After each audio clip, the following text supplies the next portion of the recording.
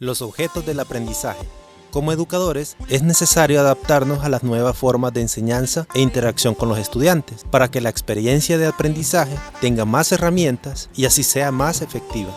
En medio de esta era digital, han surgido muchas herramientas que facilitan la comunicación y la forma de explicar la información, ya sea con un video instruccional, audio o una lectura recomendada. Es por eso que en esta clase aprenderemos acerca de estas herramientas y su correcto uso. Fuentes digitales. Cuando hablamos de fuentes digitales o tipografías, nos referimos al conjunto de caracteres, números y símbolos que utilizamos para crear nuestras clases. Aunque parezca sin importancia, el tipo de fuente que utilicemos es capaz de reflejar seriedad o informalidad. Por eso, es indispensable conocer bien las distintas fuentes y su uso. La mala selección de estas puede interferir en forma negativa en la comunicación. El texto puede decir una cosa, pero el estilo de letras es otra muy diferente. Imagina cuando redactas un documento para tu clase. Si lo muestras con esta tipografía, posiblemente tus estudiantes no toman en serio el trabajo. También hay que recalcar la aplicación de fuentes para títulos y para párrafos. Por lo general, es válido usar un tipo de letra llamativo para los títulos, pero respetando el punto anterior. Sin embargo, se comete el error de querer usar esta misma fuente muy llamativa para los párrafos. Hay que tener cuidado de no utilizar este tipo de letras porque puede que estas no sean legibles o sean de difícil lectura. Para escoger un tipo de letra, debes asegurarte que sea legible. Si usamos letras muy extravagantes para trozos de texto muy largos, nadie va a leer su contenido, por muy interesante que sea. Otro punto importante a mencionar es la clasificación de la forma de los tipos de fuentes. Estas se dividen en serif y sans serif. Serif significa serifas o remates, y son esos pequeños palillos o colillas que tienen al final las letras, como es el caso de la famosa Times New Roman. En cambio, sans significa sin comillas e indica que la letra carece de serifas. También se le conoce como letras de palo seco.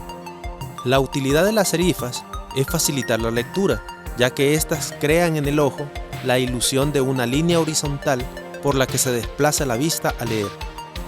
Las letras con serifas generalmente son consideradas inadecuadas para un texto largo, ya que la lectura resulta incómoda. La clave es usar serif para titulares y sin serif para los párrafos. Evita usar demasiadas fuentes en un mismo documento, imagen o video. Si lo haces, hará que tu trabajo se vea poco ordenado. Generalmente los sistemas operativos traen un grupo de distintas fuentes, pero ¿qué pasa si se necesita otra fuente que no esté incluida? En Internet hay muchas páginas para descargar fuentes de forma gratis. Mencionamos un par de sitios como ejemplo: dafont.com. En este sitio encontrarás muchas fuentes clasificadas por temas como fantasía, extranjero, gótico y otras. Otro sitio de Internet son las fuentes de Google. Puedes encontrarlo en google.com/fonts. Objetos de aprendizaje. Un objeto de aprendizaje es un grupo de contenidos para un tema que se quiere explicar. Debemos incluir todas las actividades que se hacen en un salón de clase normal. Estas actividades son ejercicios en línea, tareas, videos instructivos, animaciones y otros. El resultado de combinarlos es el que hace que el estudiante alcance el objetivo que se ha trazado en el proceso de enseñanza y aprendizaje. Es decir, que los estudiantes lleguen a la meta por medio de una serie de recursos educativos o actividades de aprendizaje realizadas por el docente para el estudiante. Una fotografía, un simulador, una locución, un gráfico, un documento o incluso un juego pueden ser parte de un objeto de aprendizaje, siempre y cuando cumplan con estas características: que sean reutilizables, es decir, que pueda ser utilizado en diferentes contextos educativos, con la posibilidad de ser modificados. Interoperables significa que deben tener la capacidad de verse en diferentes plataformas. Deben ser heredables, en el sentido que se pueda construir otros contenidos sobre el contenido existente. Durabilidad se refiere a la vigencia de estos sin la necesidad de nuevos diseños. Por último, tiene que tener un propósito educativo, ya que contiene un diseño instruccional que les permite crear el aprendizaje. Nuestros objetos de aprendizaje los debemos construir al menos de 3 componentes internos. Contenidos son todos los tipos de conocimiento y sus múltiples formas de representarlos. Estos pueden ser definiciones, explicaciones, artículos, videos, entrevistas, lecturas, opiniones, incluyendo enlaces a otros objetos, fuentes, referencias y otros. Objetivos: deben comunicar de manera explícita lo que el estudiante va a aprender al finalizar o durante la clase. Deben estar redactados en forma que el alumno se entere de qué es lo que será capaz de hacer al final de cada tema. Actividades de aprendizaje. Estas actividades guían al estudiante para alcanzar los objetivos propuestos. Por ejemplo, las asignaciones, conferencias web, sesiones de discusión para resolución de dudas, proyectos de clase y otros. El formato SCORM es uno de los estándares para crear objetos de aprendizaje. Adicionalmente, cuando hagas objetos de aprendizaje, incluye los siguientes elementos. Incluye un título, logo institucional, bienvenida o introducción, contenidos, actividades de interacción, ejercicios, bibliografía, y recuerda que los metadatos son el grupo de información general como autor, género, tema y otros del objeto de aprendizaje, que servirán para ubicar y reutilizar este recurso en repositorios o servidores de objetos de aprendizaje para reutilizarlos. Hipertexto es también conocido como hipervínculo. Es una forma de enlazar un texto a una información adicional sobre lo que ha dicho el texto. Si al estudiante le parece interesante un tema desconocido, mediante hipervínculos podrá navegar a otras fuentes de información que le provean una mayor amplitud de conocimiento sobre el tema. El hipertexto permite sustentar la información que se está explicando. Asimismo, facilita el reconocimiento de la fuente que se está utilizando para la elaboración del contenido, por lo que demuestra la confiabilidad de los recursos utilizados. Cabe destacar que el hipertexto desarrolla habilidades de profundización temática y conceptual en los estudiantes, ya que el estudiante entiende que el profesor no es solo la fuente de información del conocimiento, sino un orientador. Animaciones. Las animaciones son un elemento usualmente relacionado al entretenimiento o publicidad, pero también pueden ser un recurso muy potente para impartir una buena enseñanza.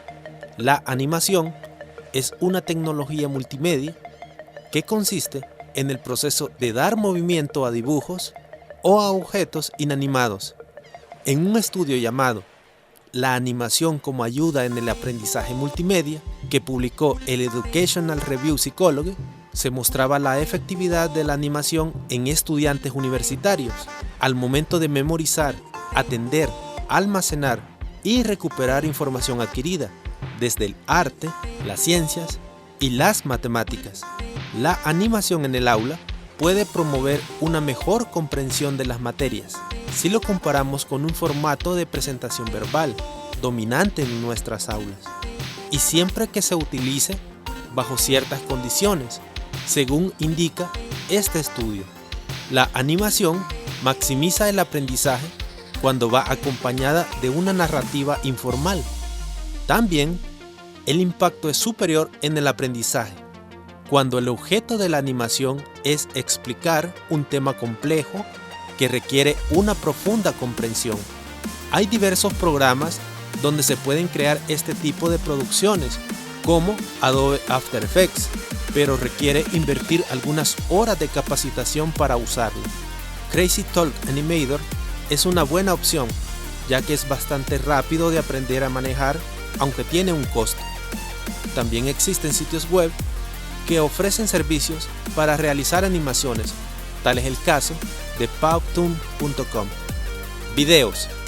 El uso de estos recursos también es bastante útil y más fácil de crear debido a que existen programas gratis que podemos descargar de internet sin problema, o incluso el mismo sistema operativo puede incluir aplicaciones de este tipo, como es el caso de Movie Maker de Windows, Los educadores pueden realizar videotutoriales, ya sea por medio de animaciones o grabándose a sí mismos, ya sea con una cámara de video o con una webcam. Sin embargo, hay que considerar que no todas las cámaras web tienen una alta resolución y el objetivo como buen educador es presentar recursos educativos de buena calidad para ayudar al estudiante. También se pueden hacer capturas de video de computadora para mostrar procedimientos. Hay muchos programas que hacen esto. Uno de los más famosos es el Camtasia Studio, que permite grabar lo que haces en tu computadora, editar el video y hasta publicarlo en YouTube. Movie Maker, Sony Vegas o Adobe Premiere son programas de edición de video muy potentes y que no son difíciles de aprender a usarlos. Audios. El oído es el sentido que más información capta. El aprendizaje depende bastante de él. La tecnología de audio es muy simple y fácil de aplicar. Se necesita un micrófono y una computadora que posea un software para grabar y editar el audio. En Internet hay algunos programas que son gratis y de uso libre. Por ejemplo, Audacity, que se puede descargar desde su página audacity.es. Después, es recomendable ingresar nuestras locuciones a una plataforma en línea donde los estudiantes puedan descargarlo y escucharlo desde su propio equipo. De igual forma, hay muchos sitios donde uno puede subir el audio producido para que los demás lo escuchen. Una de las más famosas es soundcloud.com, donde solo basta registrarse con un correo electrónico para hacer uso de este servicio. Es importante tomar en cuenta ciertas pautas antes de empezar a producir. Primero, cree el guión donde especifique el contenido que grabará. Ensaye antes de hacer la grabación para que no tenga muchos errores que corregir a la hora de edición. Debe cuidar la calidad de audio. Para eso es necesario comprar un buen micrófono y, si es posible, grabar en una cabina de audio o si no en un lugar donde no haya mucho ruido. La duración no debe ser demasiado larga. La mente humana tiende a distraerse con facilidad y escuchar un audio de 1 hora será muy difícil. Se recomienda no excederse de 15 minutos.